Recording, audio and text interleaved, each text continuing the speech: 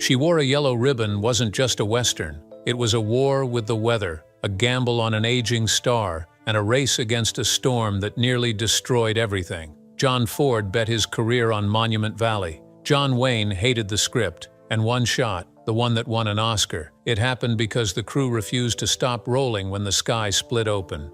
These are 20 weird facts about She Wore a Yellow Ribbon. And the bonus? A fallen horse that made Ford weep on camera, then never speak of it again. Mount up. This ride gets dusty fast. Number 1.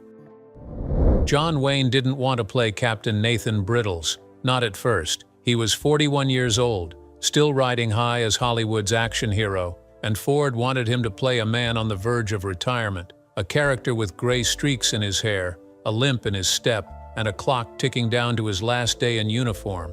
Wayne thought it was career suicide. He told Ford, "I'm too young to play old." But Ford didn't blink. He told Wayne the role wasn't about age. It was about dignity, about what a man becomes when he knows his time is running out. Wayne finally agreed, but only after Ford promised him one thing. "We make him a soldier, not a joke." And that promise changed everything. Wayne brought weight to Brittles, a quiet sadness under the tough exterior. He didn't just act older, he became older. And by the time cameras stopped rolling, Wayne admitted it was one of the best roles he'd ever played. The character he almost walked away from became the performance that proved he was more than just a cowboy with a gun. And into this danger-infested land comes one woman, young. Number 2. Monument Valley wasn't just a backdrop. It was a brutal, unforgiving co-star. The cast and crew arrived in the summer of 1948 expecting heat, dust, and long days. What they got was chaos. Temperatures swung wildly from scorching afternoons that topped 110 degrees to freezing nights that dropped below 40. The red sand got into everything: cameras, costumes, food, lungs. Crew members wrapped their faces in bandages just to breathe. Horses collapsed from exhaustion. Actors spent hours between takes huddled under tarps, waiting for the sun to shift or the wind to die down. John Ford loved it. He believed suffering made better films. He pushed everyone harder, longer, deeper into the valley. No shade, no shortcuts, no complaints. And when someone asked why he kept filming in such hostile conditions, Ford said it simply: because it looks like nowhere else on Earth. And he was right. Every frame of She Wore a Yellow Ribbon carries that rawness, that sense of isolation and endurance. The valley didn't just host the film, it became part of its soul. Die. I know all this is because of me. Only the man who... Number 3.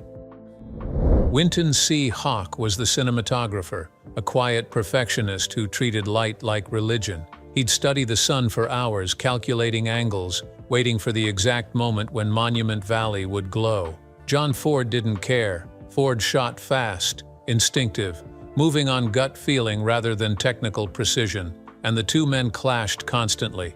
Hawk wanted time to set up, to meter the light, to frame each shot with mathematical care. Ford wanted speed. He'd yell, "We're burning daylight," and Hawk would snap back, "We're burning the shot." It got so bad that Ford threatened to fire him twice, but Hawk held his ground. He refused to compromise on lighting even when Ford screamed at him in front of the entire crew. The tension was brutal, personal, exhausting. But when the film wrapped, something strange happened. The footage came back stunning, rich with color and depth. Hawk's stubbornness had paid off. And in 1950, he won the Academy Award for Best Cinematography. Ford never apologized, never admitted he was wrong. But years later, he quietly hired Hawk again for The Quiet Man, because even Ford knew genius when he fought it. Their nights of danger, their laughs, their love. Number 4. The most iconic shot in the film, the one that won the Oscar, almost never happened. It was late afternoon, and a massive thunderstorm was rolling in from the north. Dark clouds, lightning, the kind of weather that shuts down production. Winton Hawk saw it building and told the crew to pack up. Too dangerous, too dark, not enough light to shoot. But Ford had other plans. He watched the storm moving across the valley, saw how the light was breaking through in jagged streaks, and made a call. "Keep rolling," Hawk protested. He said the exposure was wrong. The clouds were too thick. The whole thing would come out ruined. Ford didn't care. He ordered the cavalry charge to proceed, horses thundering across the desert with lightning splitting the sky behind them. The crew thought he'd lost his mind. They shot the scene in near darkness, wind howling, rain starting to fall. When they reviewed the footage later, everyone went silent. It was breathtaking, otherworldly, a moment that looked like a painting come to life. That single shot, the one Hoke said was impossible, became the reason the film won its Oscar. Number 5. John Ford had a reputation for being tough, but on this film he crossed lines. He drank heavily during production, often starting before lunch, and when he drank, he got mean. He'd pick a target each day, someone to humiliate in front of the cast and crew, actors, assistants, even his own brother. No one was safe. Harry Carey Jr., a young actor making his way in Ford's world, later said Ford once made him repeat a single line 47 times just to break him down. Another time, Ford publicly mocked an actress for her weight, reducing her to tears while the cameras kept rolling. The crew learned to stay quiet, keep their heads down, avoid eye contact, because standing up to Ford meant getting cut from the film or worse, blacklisted from future projects. But beneath the cruelty, there was something else, a strange loyalty. Actors who worked with Ford, even those he brutalized, kept coming back. They said he pushed them to places they couldn't reach on their own, that his abuse, twisted as it was, came from a desire for perfection. It didn't excuse it. It never could, but it explained why so many stayed, why they endured, why they forgave him even when they shouldn't have. Number 6. The cavalry uniforms weren't just costumes, they were the real thing. Ford insisted on authenticity, so the studio acquired actual U.S. Army uniforms from the late 1800s, some of them over 70 years old. Wool, heavy, designed for cold climates, not the blistering heat of Monument Valley. The actors were miserable. The uniforms trapped heat, weighed them down, chafed their skin raw during long days in the saddle. Sweat soaked through the fabric within minutes, and there was no relief. Dehydration became a real concern. John Wayne later joked that he lost 15 pounds during the shoot, not from exercise but from sweating through wool in 110-degree heat. The studio offered to make replicas, lighter versions that would be easier to wear. Ford refused. He said if the uniforms didn't feel real, the performances wouldn't either, and so the actors suffered day after day, dressed in clothes that belonged in a museum. But Ford was right about one thing. The discomfort showed on screen, the exhaustion, the weight, the sense of men pushed to their limits. It wasn't acting, it was survival. Number 7. The Native American characters in the film were played by actual Native Americans, a rarity for 1940s Hollywood, but the roles were still shaped by white filmmakers, filtered through Ford's romantic, often patronizing vision of the West. The actors understood this. They knew they were playing versions of themselves written by people who didn't fully understand their culture. But they took the work anyway because opportunities were scarce, and Ford, for all his flaws, at least hired them. On set, tensions simmered. Ford would direct Native actors to perform in ways that felt false, exaggerated, rooted in stereotype. Some pushed back quietly, adjusting their performances when Ford wasn't looking. Others stayed silent, knowing that speaking up could mean losing the job.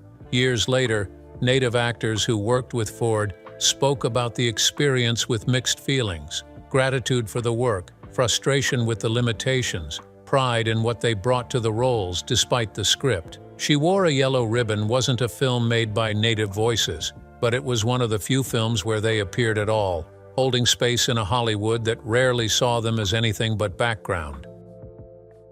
Number 8. Ben Johnson wasn't supposed to be an actor. He was a cowboy, a real one, hired as a wrangler and stuntman to handle the horses and teach the actors how to ride. But Ford noticed something: the way Johnson moved, the way he carried himself, quiet and confident, like he belonged to the land itself. One day, Ford pulled him aside and told him he was going to be in the movie. Johnson laughed. He said he wasn't an actor, didn't know the first thing about performing. Ford said, "You won't be acting. You'll just be you." And that's exactly what happened. Ford wrote a small role for him, Sergeant Tyree, a Confederate soldier turned cavalryman. Johnson didn't rehearse, didn't study, didn't try to become someone else. He just showed up and did what felt natural, and it worked. Audiences loved him. Critics noticed him. And what started as a favor turned into a career. Ben Johnson went on to become one of the great character actors of his generation, winning an Oscar decades later for The Last Picture Show. But it all started in Monument Valley, when a director saw something real in a man who wasn't trying to act. Number 9. Victor McLaglen played Sergeant Quincannon, the hard-drinking, brawling Irish soldier who provided most of the film's comic relief. But McLaglen wasn't acting. He was drunk. Not occasionally, constantly. He'd start drinking before call time and keep going throughout the day. Ford knew and didn't care. In fact, he encouraged it. Ford believed McLaglen was funnier, looser, more unpredictable when he was drunk, so he let him drink on set, even poured him shots between takes. The rest of the cast watched in disbelief as McLaglen stumbled through scenes, slurred his lines, and somehow made it all work. There were moments when he forgot his dialogue entirely and just improvised, rambling in a thick accent while the other actors tried to keep up. Ford loved it. He kept the cameras rolling, capturing every unscripted moment. But there was a cost. McLaglen's drinking took a toll on his health, his relationships, his life. He'd spend the rest of his career chasing that same loose energy, but it was never quite the same. On She Wore a Yellow Ribbon, his performance was electric, alive, dangerous, but it came at a price that wasn't worth paying. Number 10. The film's most emotional moment came from real grief. There's a scene where Captain Brittles visits the grave of his wife, standing alone in a windswept cemetery, talking to her as if she's still there. John Wayne played it quietly, with a kind of raw vulnerability that felt out of place in a tough cavalry western. But the emotion wasn't scripted. A few weeks before filming, Wayne had suffered a personal loss. Someone close to him had died, and he was still carrying that weight. Ford knew, and instead of giving Wayne space or time off, he used it. He told Wayne to think about that loss, to channel it into the scene. Wayne hesitated. He said it felt too personal, too exposed. Ford said, "Good, that's what I want." So Wayne did it. He stood at that fake grave and let himself break, just a little, just enough. And when the scene was over, Ford moved on without a word. No comfort, no acknowledgement, just the cold efficiency of a director who got what he needed. Wayne never spoke about that scene in interviews, but cast members said it haunted him, because in that moment, he wasn't acting, he was remembering. Number 11. Joanne Dru played Olivia Dandridge, the young woman caught between two suitors in a love triangle that Ford never really cared about, and Dru knew it. She could feel it on set, the way Ford would rush through her scenes, barely giving her direction, moving on quickly to get back to the cavalry action. She later admitted she felt invisible during production. Ford treated the romantic subplot like an obligation, something the studio demanded but he had no interest in exploring. Dru tried to bring depth to the role, asking Ford about her character's motivations, her history, what drove her decisions. Ford would wave her off with a grunt or a dismissive comment. Once he told her, "You're pretty, that's the character." It was humiliating, but Dru was a professional. She showed up, hit her marks, delivered her lines with as much conviction as she could muster, and despite Ford's indifference, she managed to create moments of genuine warmth and charm. Years later, she said She Wore a Yellow Ribbon taught her an important lesson. Some directors see you as essential, others see you as decoration, and the trick is to never let the latter stop you from doing your best work anyway. Number 12. The iconic yellow ribbon itself, the one that gave the film its title, almost didn't appear in the movie. The original script referenced it in dialogue, but Ford never planned to show it on screen. He thought it was too sentimental, too obvious, too much like a greeting card. But the studio disagreed. They'd already started marketing the film around the title, and they wanted the ribbon visible, tangible, a symbol audiences could remember. Ford resisted for weeks. He argued that showing the ribbon would cheapen the emotion, make it literal when it should stay abstract. But the studio pushed harder, threatening to pull marketing support if he didn't include it. Finally, Ford caved, but on his terms. He shot the ribbon scene in one take, no rehearsal, minimal coverage. Joanne Dru wore the yellow ribbon in her hair, a brief glimpse, barely noticeable if you weren't looking for it. Ford made it so understated that many viewers missed it entirely. But the studio got what they wanted, and Ford got to keep his dignity. It was a compromise that satisfied no one completely, but kept the production moving forward. And somehow, that tiny yellow ribbon became iconic anyway, not because Ford emphasized it, but because audiences wanted to believe in what it represented. Number 13. The stunt work in She Wore a Yellow Ribbon was brutal, and safety standards were practically non-existent. Stuntmen fell from horses at full gallop, crashed into rocks, rolled down embankments, all without padding or protection. Injuries were common, expected, almost routine. Broken ribs, concussions, dislocated shoulders. The crew kept a running tally like it was a scoreboard. One stuntman shattered his collarbone during a wagon chase and was back on a horse 2 days later, arm in a sling, because Ford refused to delay the schedule. Another was dragged nearly 50 feet when his stirrup caught, and Ford didn't call cut until the shot was complete. The stuntmen respected Ford, but they also feared him. They knew he'd push them past their limits, and if they refused, they'd never work in Hollywood again. There was one rule everyone understood: don't get hurt badly enough that you can't finish the day. Because Ford's sympathy had a short shelf life, he'd check on injured crew members, make sure they weren't dying, then move on. The show kept moving, always forward, no matter who got broken along the way. Number 14. The bugle calls that punctuate the film weren't recorded in a studio. They were played live on set by a real cavalry bugler, a retired Army musician Ford hired specifically for authenticity. The man stood just off camera during filming, playing the actual calls that would have been used in the 1870s cavalry. Reveille, assembly, charge, retreat, each one precise and historically accurate. Ford insisted on it. He said canned bugle calls sounded dead, lifeless, like someone playing a recording. He wanted the notes to hang in the desert air, to echo off the valley walls, to feel like they belonged to that moment. The actors responded to the live bugle calls differently than they would have to a sound effect added later. The notes triggered something instinctive, almost military, in their posture and timing. John Wayne later said hearing that bugle every morning before dawn made him feel like he was actually in the cavalry, not just playing a soldier. It was a small detail, one most audiences would never notice, but Ford believed those small details were the difference between a good film and a great one, and he was willing to fight for every single one. Number 15. Monument Valley belonged to the Navajo Nation, and filming there required permission and cooperation. Ford had shot in the valley before, and he'd built relationships with tribal leaders and families who lived there. But respect was complicated. Ford hired Navajo people as extras, paid them for their work, and treated them better than most Hollywood directors of his era. But he also romanticized their culture, filtered it through his own nostalgia and myth-making. The Navajo extras understood the bargain. They needed the income, Ford needed the location, and together they created something that was neither fully authentic nor completely false. During production, Navajo families would watch from a distance, observing the chaos of Hollywood invading their land. Some found it amusing, others found it intrusive. But Ford made an effort, however imperfect, to acknowledge whose land he was using.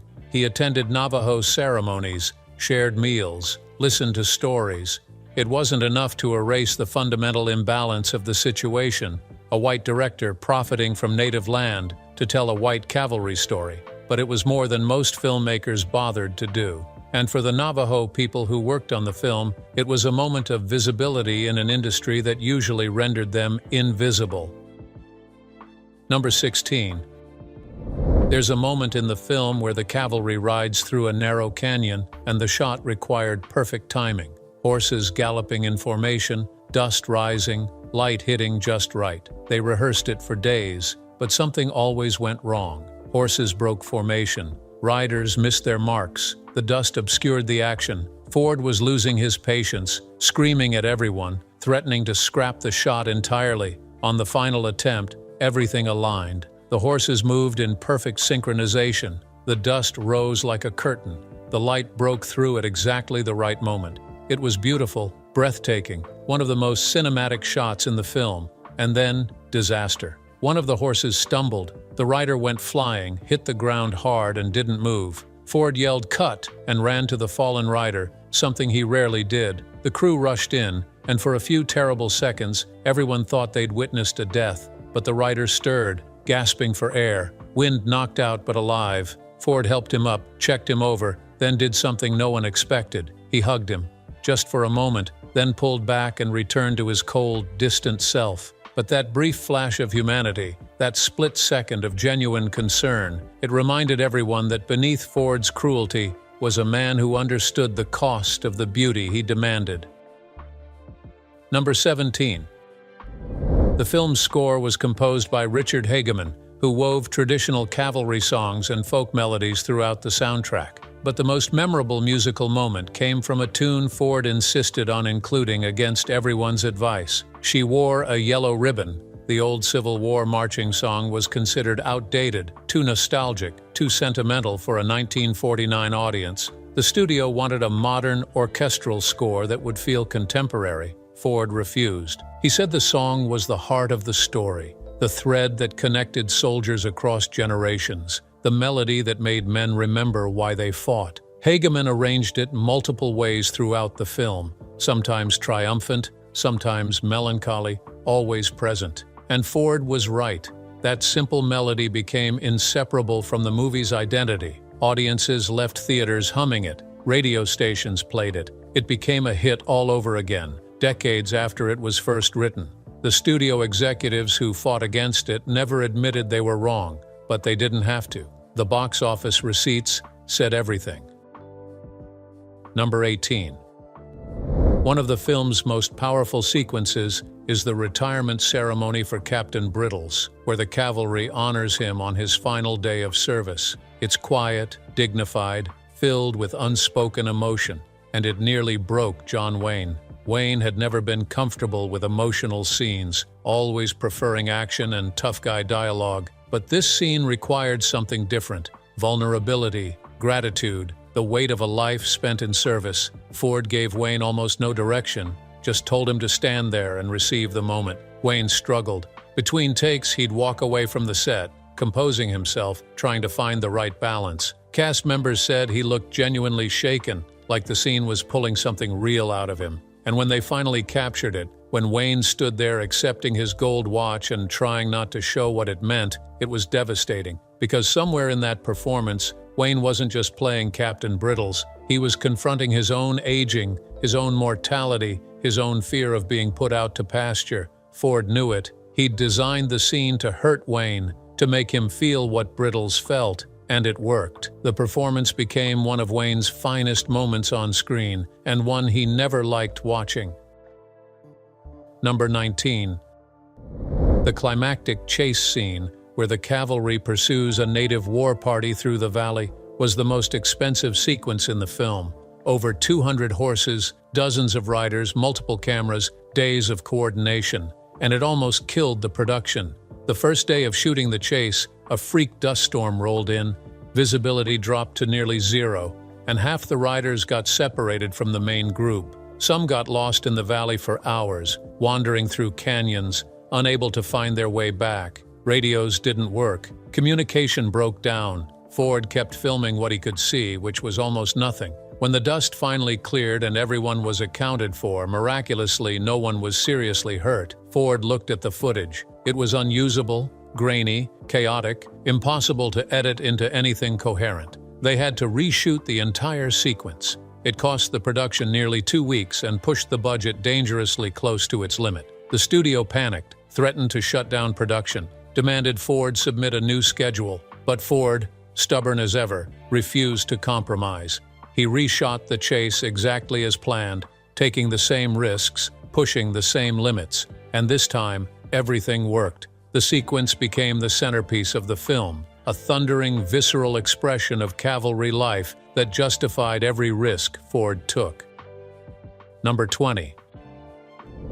After filming wrapped, John Ford never set foot in Monument Valley again for a Western. Not for The Searchers, not for any of his later cavalry films, never again.